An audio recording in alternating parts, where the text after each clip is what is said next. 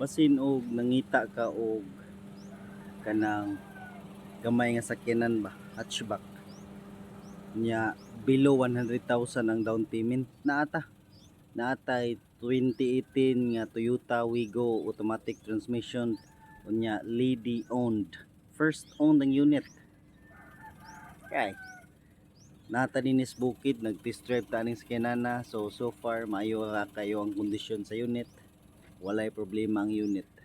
Kay ugnay pa problema dito pa lang sa ubos, dili na ni kaabot daan din sa tumoy sa bukid, no? So naata din sa area sa Tapsub Cebu.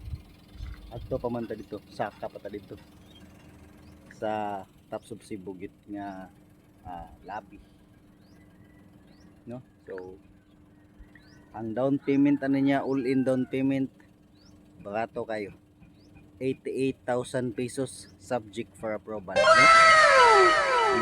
Ano na siya, for financing na siya nga down payment. Okay.